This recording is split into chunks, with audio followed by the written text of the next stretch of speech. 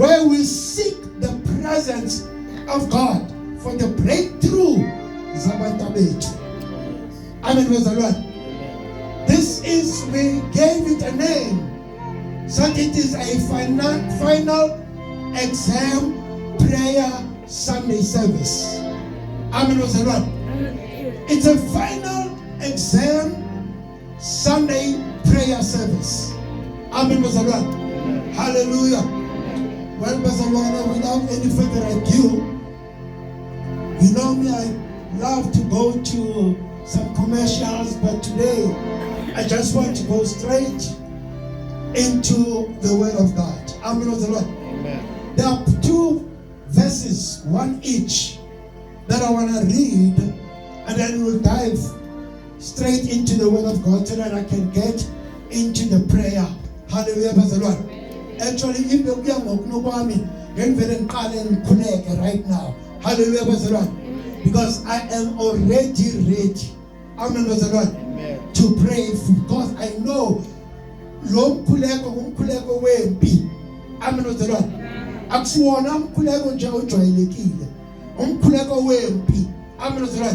It is the making and the breaking prayer for our nation. Amen. Well, I want us to go quickly, without any further ado. Let us go to the book of Psalms, Amahubo, chapter 26, only verse 2. Psalm 26, only verse 2. And Omunye Anfunele Ujobe, chapter number 23, verse number 10. We are on a final exam prayer Sunday service. Amen. Psalm 26, verse 2, Job 23, verse 10. Only two verses, and both of them are very short. Amen. Anyone who is a pattern, if man fundela yona, Psalm 26, unfundelenge amplified version. Ask this. Psalm 26, test me, Lord, and try me. Examine my heart and my mind. Test me, Lord, and try me. Examine my heart and my mind. Hallelujah. Let us read Job chapter number 23, verse 10, a New King James Version. Hallelujah. Amen. But any version that you find, Bible is Bible. Yes. Yet God knows every step I take. Yeah. If He tests me, He will find me pure. Yet God knows every test that I take. If He tests me, He will find me pure. Baba, ulugulona manja. When we say we consider to Jesu Christo, simagate, nani sila masu apo, leseka kuyono le now. Father, how I pray that Thy word may not come back to you void. Let the word perform its work to the fullest in our lives.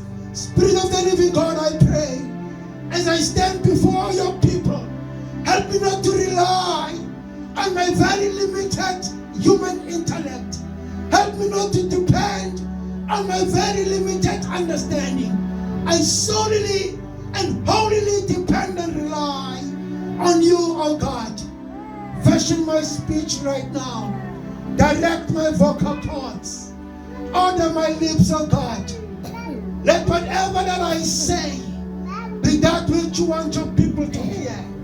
Father, these are your people. Your servants are listening.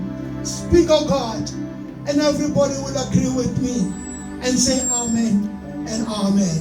Amen. Hallelujah. Amen. Hallelujah. Amen. Now when we come to the subject of exam,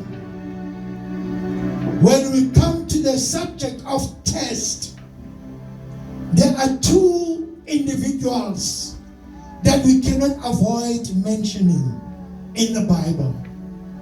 One of them is David. The second of them is Job. Amen, praise the Lord. So I decided to make mention of these two, so that if you think by any chance you don't fall into the category of David, then you will certainly find your place in the category of Job. Amen, praise the Lord. Let me quickly give a narration of the story of David. David is born of a father who wanted or who committed an adultery. Amen, praise the Lord. A father who already had few children with his wife. But at this time, this father of David decided in Jayana, out of nowhere, wabanenkanuko lo baba ukuthi ufuna ukungena kumsizi wakhe wasekhaya. Amen, bazalwane. Wambizela ngasese, wathi wena umsizi, ngicela mali tshone ela namhlanje ilanga, usiwenze ngathi uyahamba kodwa ubuye masekumnyama uze egumbini lami, ngicela ukuthi sazane ngobusuku banamhlanje. Amen, bazalwane. Ubaba kabani loyo? kaDavide. Amen, bazalwane. Why I'm giving you that picture, I want to paint a picture of somebody who was born out of a abnormal family. Amen, bazalwane. So that if for some reason kukhona abanye bethu who were born from that kind of a family, then you must know ukuthi I have a point of reference where my life can be compared with. Amen, bazalwane. Now, umsizi, what I love about her, she heard the news from the master. Ubhasi wakhe wahamba umsizi wayokusebenzela umama kaDavide.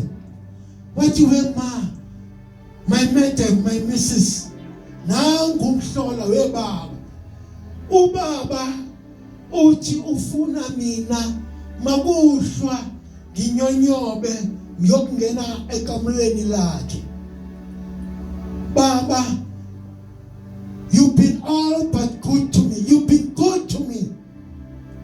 I will not agree to do such an evil thing against you.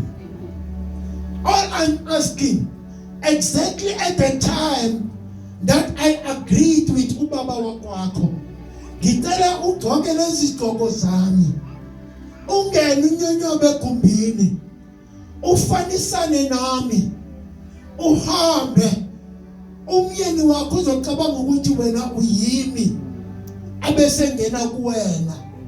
Amen, bazalwane.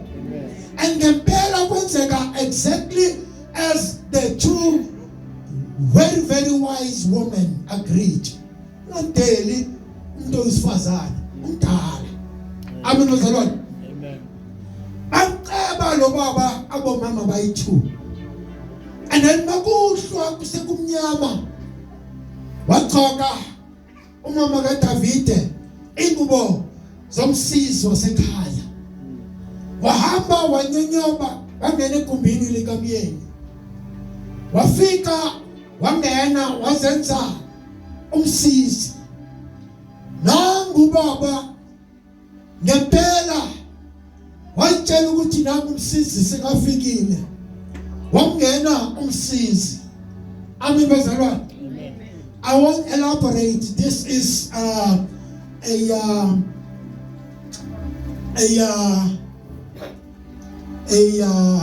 PG a storyline. Amen, bazalwane. So I will try and speak parapletically Amen bazalwane. So wangena ubaba kaDavide, umama kaDavide. Abe emngenile waphuma futhi mabeqedile umama kaDavide okulala egubhini lakhe. Wasitshela ubaba ukuthi uqedile ukwenzile ukungcola ebecabangile ukwenza nomsizi wakhe. Kanti akazanga ukuthi umsizi ukhulume iqiniso nomama unkosikazi wakhe. Yena utshela ukuthi ungene umsizi kanti ungena unkosikazi wakhe. Kwadlula amaveki, kwadlula inyanga. Ubaba uyaloko elunguza kumsizi. Akaboni lutho nenzekayo kumsizi. Kodwa makabona umkakhe, umama kaDavide, ubona a deformation of the body of umama kaDavide. Ha, nakabhekisisa le nkosikazi iyakhulelwa kanjani? Ngoba mina ngine last year ukulala nale nkosikazi.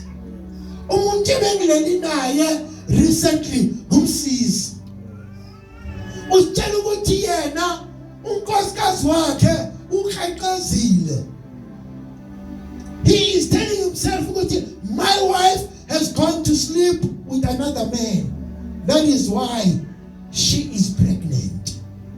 Kanti akazi ukuthi lo mama umsizi umhlebele wahamba wanyonyoba wokulala nendoda yakhe. Yona indoda isitshela ukuthi ilele nomsizi. Kanti kuza kuvela umntwana bambiza igama bathi nguDavide. So ubaba waganunwabo, he became angry. Ukuthi how can my own wife sleep with another man and gave birth to a son? Let me make means ukuthi lo mntwana angabi into kulo mhlaba. I will make sure until ukuthi lo mntwana makakhula ngimhambise ahambe okolusa inkomo negusha zami kolona thafa leke loba nobungozi. Ubaba lo ucabanga ukuthi lo mntwana onguDavide akusiwakhe. Now he makes means ukuthi uDavide ahambe ayokolusa inkomo zakhe kwihlathi elinobungozi, elinengonyama, elinamabhere, enazo zonke izilwane ezinobungozi. The own father, not knowing that he is the own father, he's plotting a demise of his own child, not knowing ukuthi lo ngumntwana wakhe wegazi. Uthi ngiyamthuma lo mntwana akahambe ayokwelusa adibane nengonyama zimqwenge ashone ngimnqwabe. Ngempela wahamba lo Davide welusa, and ngempela njengeplan yobaba kwavela ingonyama izogqiba nya ngoDavide. uNkulunkulu enguNkulunkulu ungena kuDavide umnika amandla agqithise ukuqonda. uDavide uliwa nengonyama uyayibulala. Akwaphela apho, afika uDavide ufike eqaphe amagazi. Uba uyothuka kwenze njani mntanami? Uthi hayi baba, ngithe ngisolusa kwegqigqi ingonyama. Le ngonyama yafuna uqwenga mina, uNkulunkulu wandipha amandla, ndayibona nokuyongamela, ndayibulala le ngonyama. Ayi, wamangala lo baba. Hawu mntanami, wena ubulala ingonyama encane kanje. At that time, David is just a mere teenage boy. Amen, bazalwane. But here comes God. I want you to have this picture. Ukuthi uNkulunkulu uyayithatha into engento ayenza into enolutho. Umntwana omncane angabhekani wayengavelelwanga ntweni, wanikwa amandla okuqwenga ingonyama. Unikwa ngubani? nguNkulunkulu. Amen bazalwane.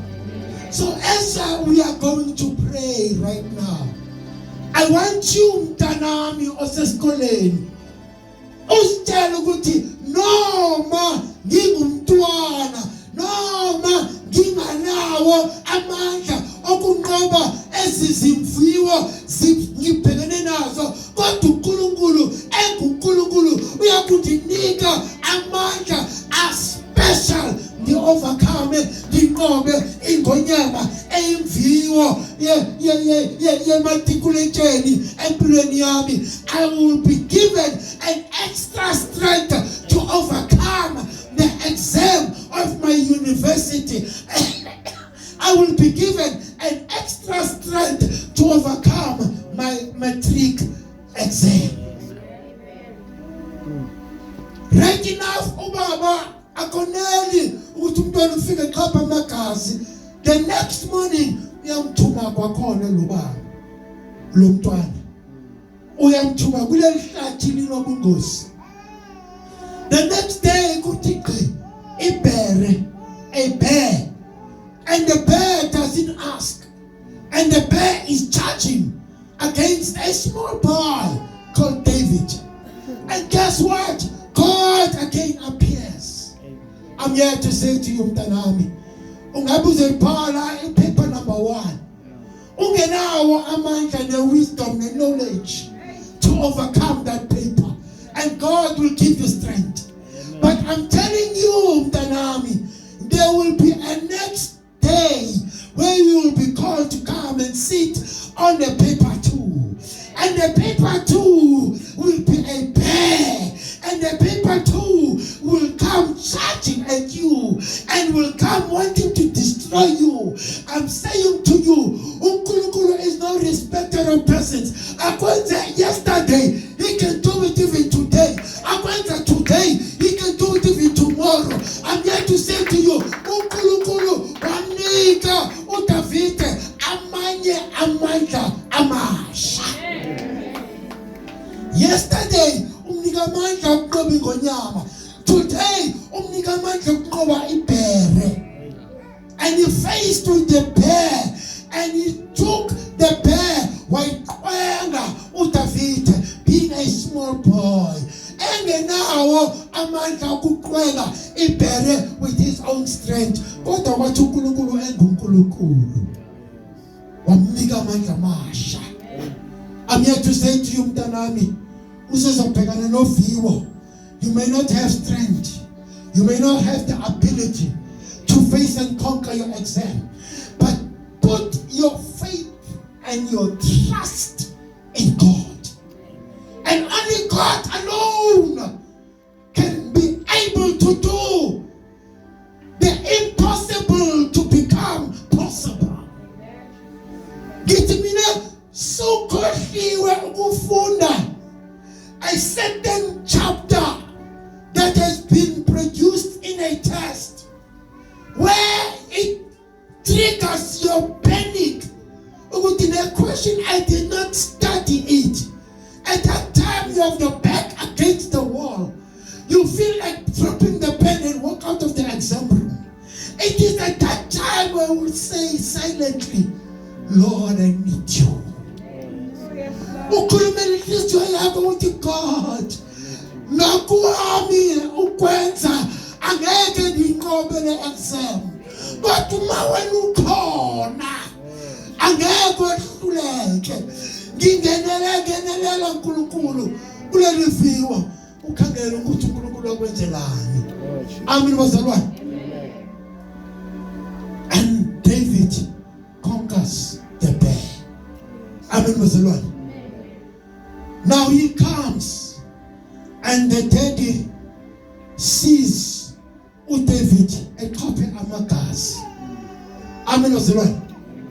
uDavid unqobe ibhere, wanqoba ingonyama. But to top it all up, this one I won't bore you because you know the details. He even overcame the giant that was bigger than all other giants.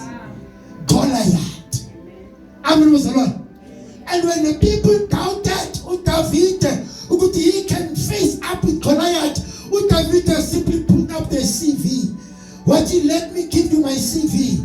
I have conquered a lion at my teenage years. I have conquered a bear at my teenage years. And at the age of 15, I can conquer this giant. And I will make sure that the God who made me overcome the lion and the bear will make me overcome this Goliath. And he conquered Goliath. That one I want for you because it's a common story. Amen was the Lord. Now, uDavid comes now to amahubo. Athi uNkulunkulu ngihambile ibanga lakho lami nawe. Right now I want you to test me. Ngiyayithanda nge-amplified version because I want to drive it home. Uthi nge-amplified version. Examine me, O Lord, and try me. Test my heart and my mind. Amen was the Lord. After uDavid hame ibanga noNkulunkulu ambonile uNkulunkulu amandla wakhe amenzele wona, uthi kuNkulunkulu kuko konke ngenzele khona. Ngicela undenze ndifaneleke ukuvela phambi kwakho. Ukuba andifanelekanga ndihlole manje. Examine me now, O Lord. Try me now, O Lord. Test my heart and test my mind. Amen was the Lord. In other words, what David was saying to God, God, create in me a clean heart and a contrite spirit within me.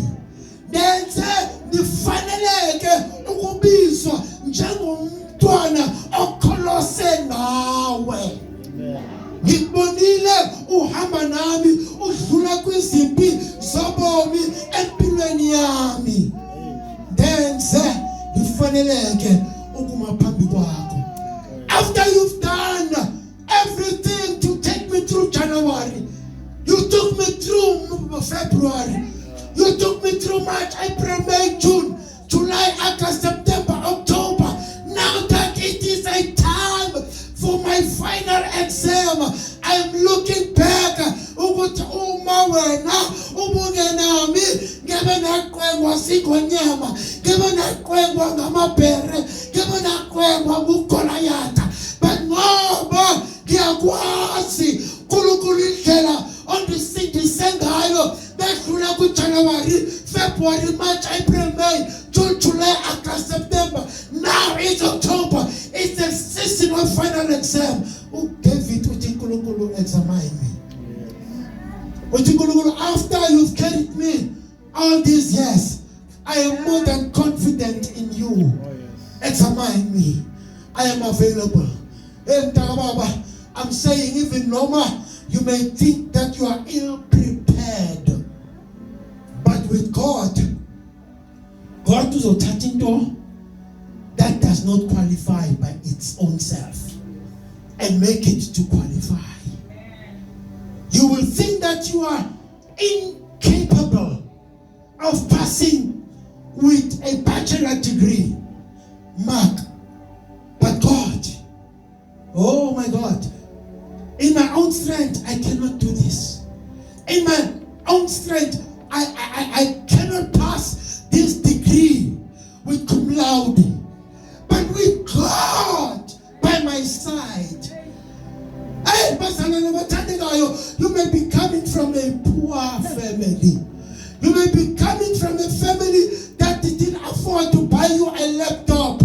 You may be coming from a family that didn't afford to have an electricity on for you to study. I am someone, people may be looking down on you and people won't be believing. Even the teachers, they may not believe that you are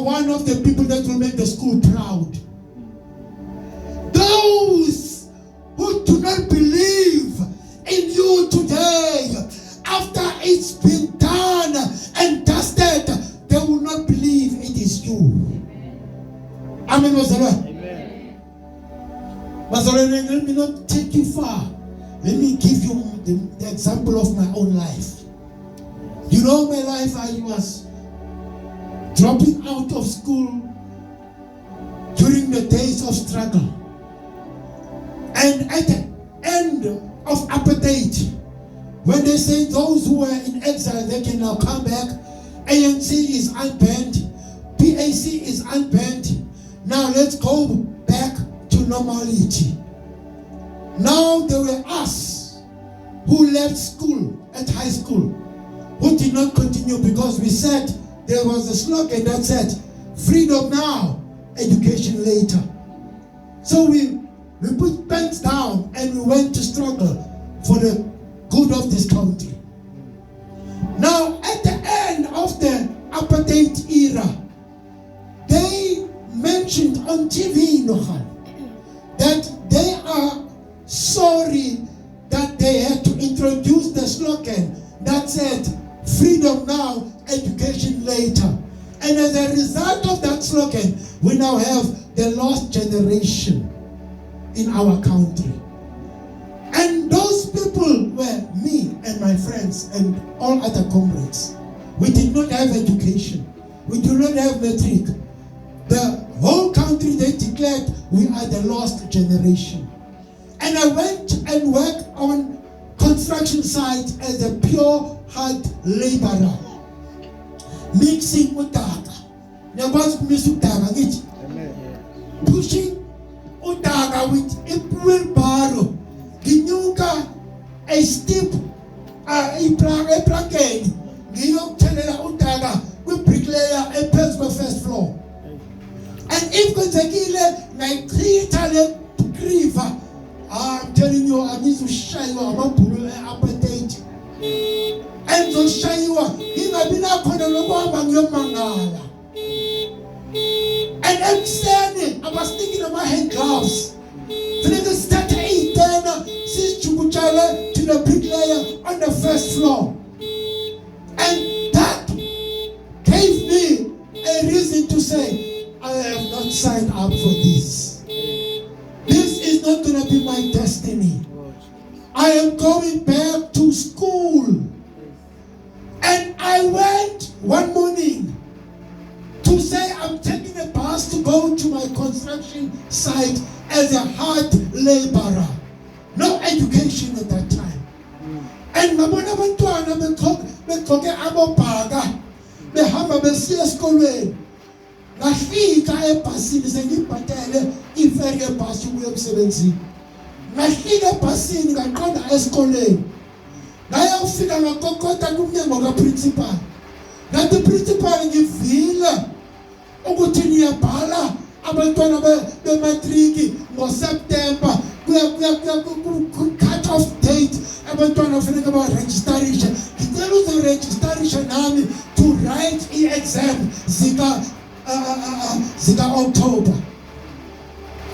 The principal dismissed me. I went to my class teacher. At that time, I dropped out of school doing math and physics. High grade math, high grade physics.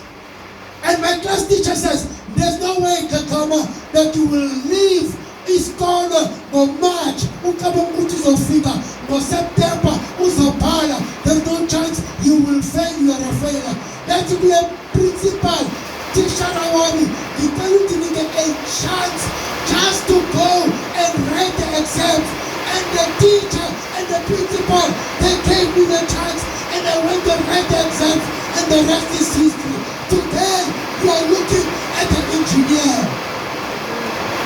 Where people discarded me, but you will amount to no good. You are a lost generation. uNkulunkulu wathatha into engabulele ntweni wayenza into yokuthi ibulelwe kwabanye abantu njengomthulayo.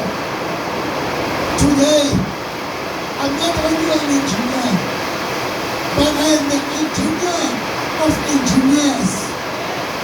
Today, I am the leader of the Association of Engineers in the whole of South Africa.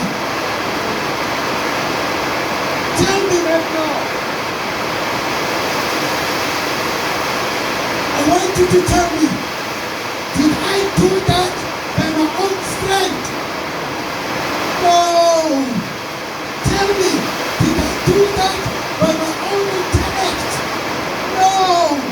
It was all by the grace of God. Let me give you the secret of what I did. When I came back, they arranged a matric dance, and I was just coming back from my dropout at March. Now in September, they organized a matric dance. I cannot go and celebrate a matric dance because I do not qualify to go and celebrate a matric dance. And that's what I did. My 13 wadi, my escolade, my escolade, my figure materials and plug, my standard classroom, my study the whole night while my classmates were busy celebrating a matric dance. My study all by myself. I'm giving you the benefit of being a disciplined somebody. Uma uyifuna into oyifunayo ngenene nangenyaniso uzoyithola. I don't want to touch when they made mockery of me. When they came back from the matric dance, those days there was no fancy matric dance like we have. The only things that they were using were the things from the home economics. So they come back at night, they bring back the cutlery and everything from home economics. And Utisha, where home economics, looks at the light that was on in one of the classrooms. Uthuma abantwana ukuthi amanye ocishelela class. Mabefika abantwana, bafika yimi ngifunda in the middle of the night. Amen. Mabebuya abantwana bathi teacher asikhonanga ucishe light ngoba kukhona uBhuvuyani obusy uyafunda lapha ya. Uthini utisha? Uthi kulowo kaqaqama. Abantu bayazenza isimanga. Angahamba ngoMarch acabanga ukuthi uzobuya ngoSeptember azobhala uviwo le-maths and science u-higher grade. Uyazihlanyela leya muntu. Kuthiwa kwahlekwa yonke isiclass, kwahlekwa kwenza uhlekisa ngoVuyani Gagama oyeke isikolo ngoMarch wabuya ngoSeptember ecabanga ukuthi uzopasa. The next day I heard the wind ukuthi bengiyihlekisa last night. Instead that didn't break me, it gave me even all the encouragement to say, let me study all the harder. Amen. And when the exams came, my school got 13%. Freedom Now education later. So there was no one who was taking education serious. So that is why even my school had such a low mark. Actually the whole country, all the black townships, they had low mark. So my school got 13% pass mark. Amen. Today we have even in Cosmo City all 80 and above the pass mark. But my school those years got 13% pass mark. And when I got the announcement to which isikolo sami sithole 13%, of course I discarded my chances. But there's no way that I will be there. I'm not sorry. So I went to work. By that time I said upgrade ngomusa kaNkulunkulu ngisebenza e-restaurant. Get amabheka eWimpy. I'm not sorry. There's another story for another day. Amen. So as I was working, I won't buy newspaper, I won't go even check my name. There I got a phone call. Amen. Let me tell you something that I must not forget. As I was studying, every time in the morning when I go to write exam, That was just my own ritual. You may copy it, you may not copy it, but it was just my own ritual. Every time I go to phone, ngibhafe nakhoma shawa ngoko. Ngibhafe, akuba ubhafa, ngithatha iBhayibheli ngilivule.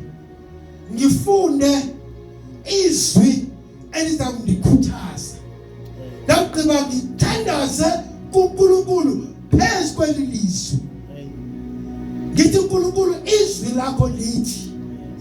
Ngikhumbuze uNkulunkulu izwi lakhe. Lapho ngilivule leBhayibheli ngilishiye livulekile egumbini lami. Ngihambe nami ngiyobhala. Mangifika ngiyabhala. Mangibuya ngiyaguqa futhi. Ngenzani? Ngiyaba nombulelo. Ngiyabonga angakatholi results. Ngiyabonga kuNkulunkulu for ungenza ukuthi ngiphumelele uviwo. Ngiyivala iBhayibheli. The next day the same routine.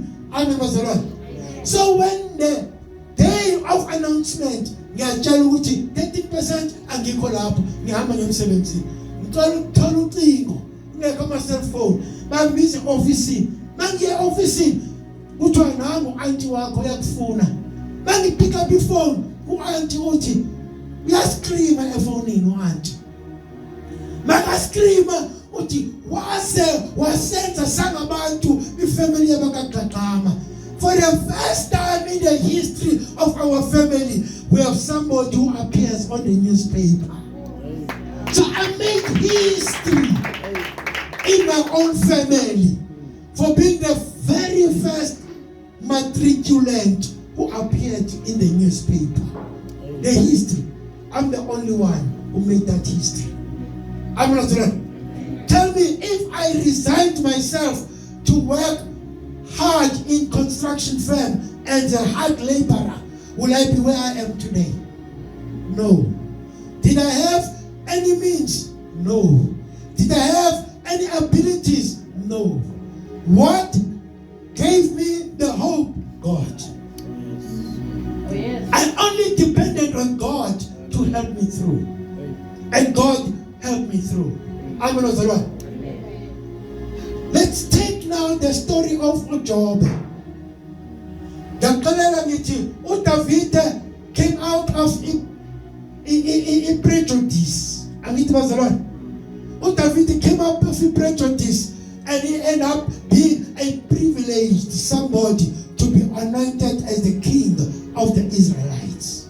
Amen. That is the story, the rosy story of David. I don't qualify to be in that category. Let's take the story of Job again. Job lives his life. He tries by all means to live holy before his God. He tries by all means. And then in the midst of the angels coming to report back to God, here comes Satan and Ayanyoba. uNkulunkulu yabuza wena ke Slima ubuya kuphi uSathana ngoba yayazi ukuthi noma ungamnika amagama ngamagama akadinwa lo muntu amazolo uhlala njalo persist ekulandelela so umnyane uSathana uyaphendula kuNkulunkulu uthi hayi ngisuka ekujujubini zomhlaba uyabuza uNkulunkulu umqondile na umkhonzi wami uJob uthi uSathana hayi angeke loyo ngimthathe nokumthatha ngoba uyazazi wena umbiyele iprotection yakho igcwele kuye. There's no point that I will even touch him. Hey bazalwane nangu uNkulunkulu waba nguNkulunkulu wathi we Satan ngoba mina ngiyamthemba uJob. He is pure. He is holy. There is no one that can compare with him. Ngiyamthemba. I will now remove all the protection that I have on him. And I'm releasing you to go and attack him. But this is one thing I give you, Satan. Ungamthatha yonke into nayo, ungamthatha abazali bakhe, ungamthatha abantwana bakhe, ungamthatha osister bakhe, brother bakhe, ungathatha izinto zakhe nazo, ungamdlela izindlu, ungamdlela imoto, ungamchabalalisela yonke into yakhe nayo, ungathatha even nempilo yakhe, agulela ukufa.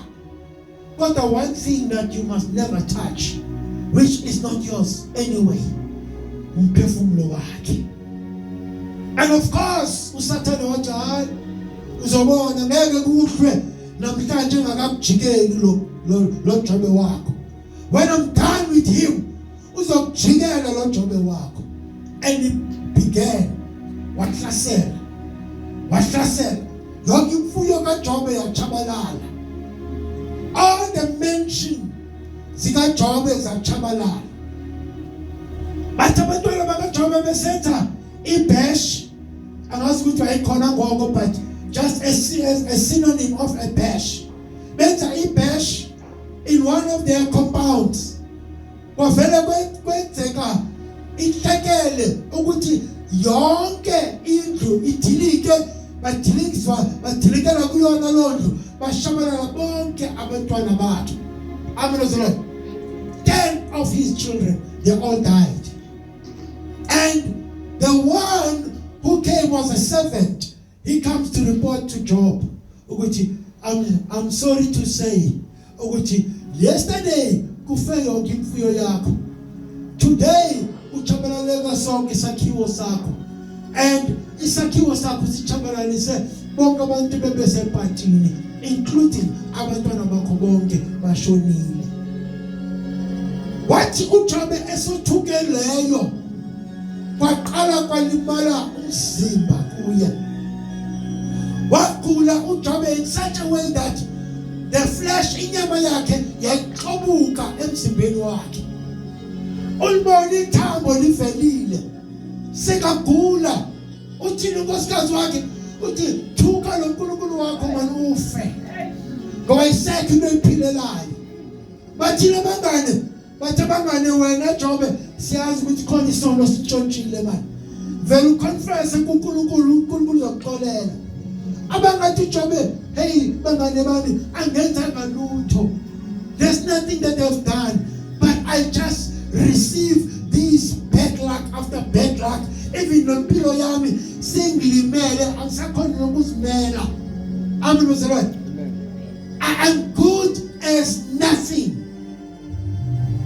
But from the time uJobe began to pray for abangane bakhe, ebekade bemthola ukuthi yena khona into ayenzile errong, wathi uNkulunkulu wafanisana noJesu, wathi uNkulunkulu ngiyabakhulekela baxolele kuba bayazi into bayenzayo. Although the Bible doesn't give us the prayer of Job, but I can put the words and say, Job may have prayed the prayer that says, Father, forgive them, for they don't know what they're talking about. They don't know how I believe in you. From that time, when Job began to pray for his friends, not a prayer of vengeance. They were in secret, never the right. Job didn't pray, he prayed of vengeance. Ukuthi uNkulunkulu bashayela abantu with lightning, bashone bonke. Wathi uNkulunkulu ngicela bathethelele ngoba abakwazi lokhu bakushoyo. Out of that uNkulunkulu wakhukumiseka.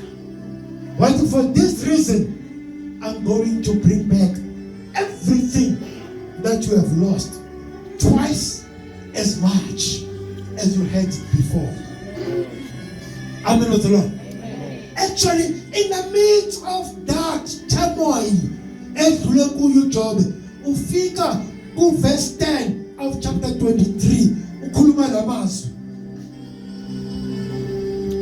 Nangu verse 10 of chapter 23 kaJob, New King James Version. It, but he, who is he? God. uJob lokhulumayo. Uthi but God knows the way that I take. And when he has tested me, I shall come forth as gold. Amen was the Lord. How I pray that I may have all the qualities of life, but I may not lose the quality of the faith of Job. Oh, dear Job, God knows the step that I have taken. uNkulunkulu uyandazi ngingumntwana obhekene nemetric now ukuthi ngema ngathi ngiyakwamkela Jesu ube inkosi nomsindisi wempilo yami, and I walk the journey of faith. I am on the journey of faith even at this moment. God knows the step that I have taken, and when he has tested me, I will come forth as gold. Amen. Bazalwane uNkulunkulu uyavavanya. Amen. Usathana uyalinga. Amen. God tests us, and the devil tempts us. Amen. And the reason of God to test us is for him to promote us. And the reason of the devil to tempt us is for him to demote or to destroy us. Amen.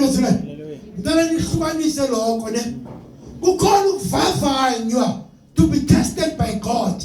Allow you to be tested just like Job. And say, if he tests me, or when he tests me, I shall come forth like gold. Ngoba ngiyazi uNkulunkulu makavavanya umntwana wakhe wenza sure ukuthi he takes me through the fiery furnace. And mangingena kule fiery furnace akangiyeki ngingeke bengedwa in a furnace. Ungena kunye nami abangowesine kumadoda amathathu ajulwe emzikweni lomlilo. God says in his word, Baba, he is the present help in trouble. Do you think you are faced with trouble in your exams? Call on God.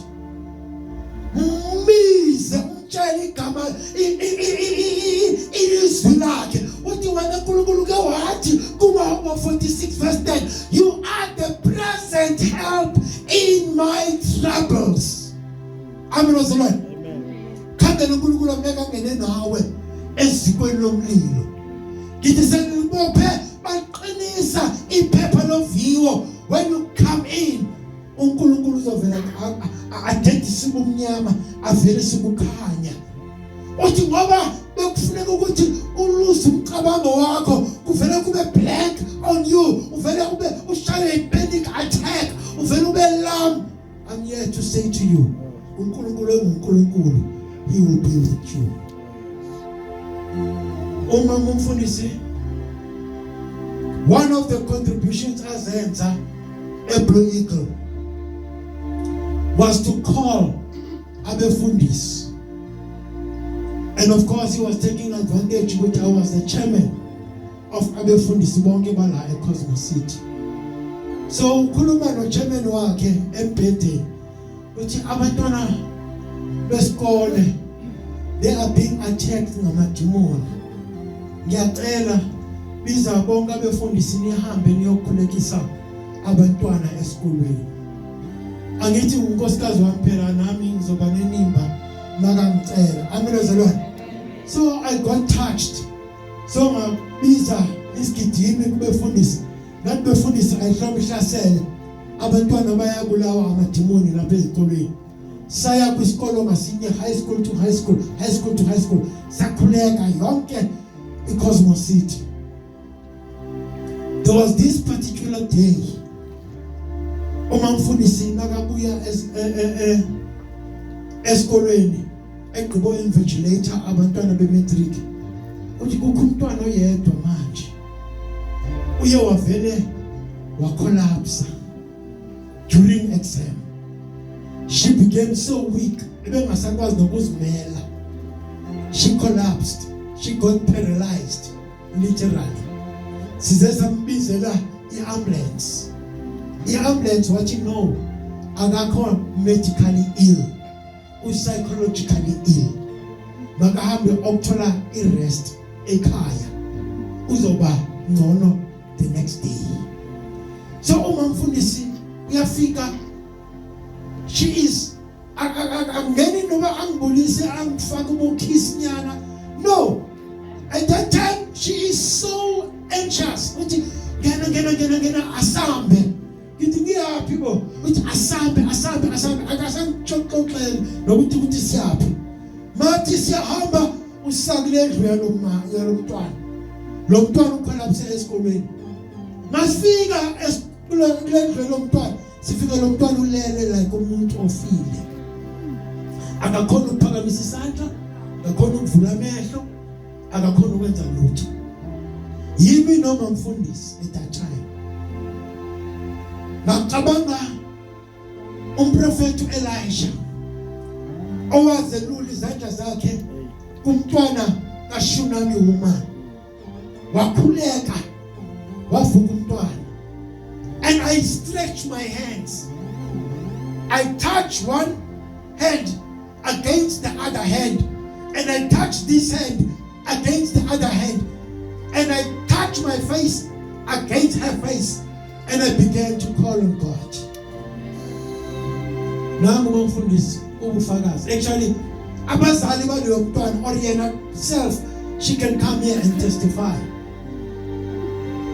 That same night, she slept well and wabane time ukuthi ahambe kwenza revision.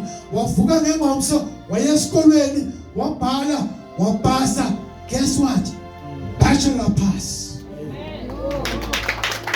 The same child who got paralyzed from writing the exams, she passed with an exam, matric pass. La eCosmos City sisafika la. Ukhona umntwana izaphithi usisi Helen akekho la. Nguye maziyo lo mntwana.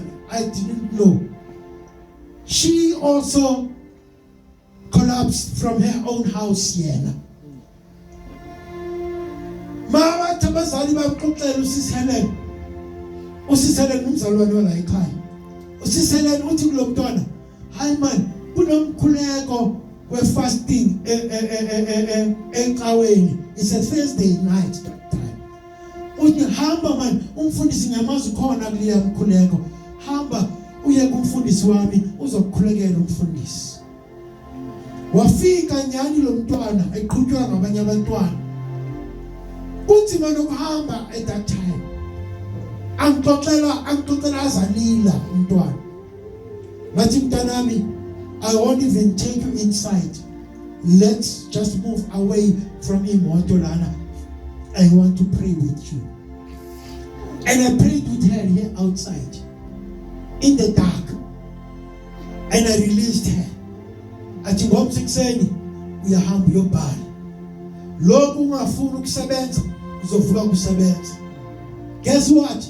Lo mntwana ke, the good thing she is coming from this place. Was ezihambela ngenyawo zakhe after January results. Was a petty certificate. Was khombisa sonke ikawe. Wayitshela sesistory ngitshela sona ukuthi ngasinda ngomkhuleko waleli inkonzo. So when we are about to pray for exam, we know what we are doing. We know this is a warfare prayer. Akatasi ukuthi yini impi ebelene nawe. Whether you are in university, whether ngapho haraswa ngabo NSFAS, whether ngapho bakutshela ukuthi because you fail one module, they won't support you any further. I'm here to say to you, although your year mark doesn't look promising, I did not even have a year mark in my own matric. There was no year mark, 0 year mark. I only got my mark from the final mark that I got in October. That was my only mark. No year mark. So come on, when your year mark was bad, and you know that NFSAS is going. Once you fail this module, this is the last warning you have. You are going to lose your bursary. You're going to drop out of school. I'm saying to you, the devil is a liar. The devil is a liar. But here is what I want to tell you right now. I'm going to give you 7 bullets of why will God allow you to go through the test. Maybe you can say to yourself, you are going through a test of exam. But I'm here to say to you, spiritually, there is a test that God is subjecting you to, so that you, when you finish your matric, you can be the hope of your own family. So that you, when you finish your degree, you can save your family from the abject poverty.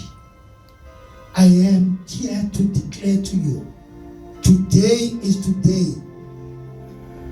There will be no more failure associated with your family. Some of them have been dropouts. Some of them have been no, even a single one who got matriculated in your family. Dare to become the example today. Some of no one who has a degree in your family. Dare to become the only one today. Only if you put God as a hope. Let me give you these 7 bullets. I chose these 7 bullets because 7 is a meaning of completion. And once you go through these 7 bullets, there will be nothing that will remain in you except for you to pick up your mat and go. Amen. Number 1. Bullet number 1, I will say to you, God will never tease you with P until He tease you with P. I'm from this Kulumani match. Okay, let me make it simple. God will never test you. Amazon. God will never trust you. That is the first T. God will never trust you with promotion until He tests you with problems. I started by saying God will never tease you with P until He teases you with P. T means trust. And the second T means test. God will never trust you with promotion until He tests you with problem. Say this after me, church. God will never trust me with promotion until He tests me with problems. The second one says, God will never trust me with progress until He tests me with process and with preparation. The third one says, God will never trust me with privilege until He tests me with prejudice. I hope you're making mental notes on this. The fourth one says, God will never trust me with power until He tests me with pressure. Take notes, take mental notes. The fifth one says, God will never trust me with prosperity until He tests me with poverty. The sixth one, God will never trust me with promise until He tests me with patience.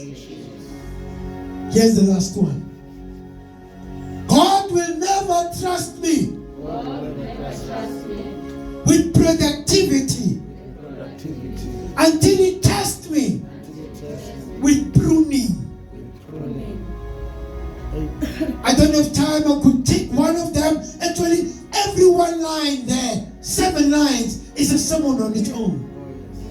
Amazon. Amen. God will never trust you with productivity until He tests you with pruning. Pruning is a very painful experience. Uma uNkulunkulu ethi I'm pruning you, mntwana wami. Sometimes umthi othwala iziqhamo. uNkulunkulu uthi for this tree to produce more fruit, I'll have to do what? To prune it. We are lomthi, so that when the season yalomthi ifika, the season yalomthi izofika lomthi ugqama ngesivuno esingaphezulu kwesa last year. So your productivity in life, for you to produce the purpose of God for your life, you must allow God to prune you. When He has tested me, I will come forth as gold. Allow God to test you. Allow God to examine you. Hey, Barcelona, it's better to be tested by God, because you know God's testing produces promotion. And it's allow God to test you. To test you with problems and delay. If not, tell me,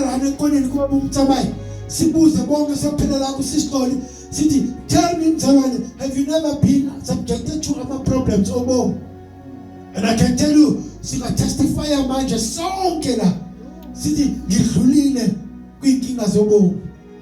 Yositshela umuntu ama testimony yakhe ebuhlungu sikhale sonke. Asitshela ubaba Richard testimony yakhe ebuhlungu sikhale sonke. Sonke wisidlula ebunzimeni bobomi. But God says, I'm testing you through this so that I can promote you. Amen. God can never allow you to live a life of privilege until He subjects you to the life of prejudice. David had the privilege of being crowned as a king, but before that he had a prejudicial life where he was prejudiced. Ahleleleke kwabanye abantwana kuthi sekufika uSamuel ezothoba ingane zikaJese bangambaleli intweni uDavid asisebonke onyana bakho uJese abathembile kuthi kanti uNkulunkulu akakhombanga any one of them wathoba kulando loya ongajongela entweni loya esingambizi noba sesinama meeting efamily loya ongesenayo ne-contribution kule family loya ongenayo nenye into esingambalela ngayo kule family athi uNkulunkulu loya nithi makabe umphathi walelizwe lonke. But the people who did not believe in you will start not believing ukuthi nguwe lona ngempela. People who don't believe in you today will not believe it is you when God is done with you. Let us all stand. Let us all stand. Hallelujah.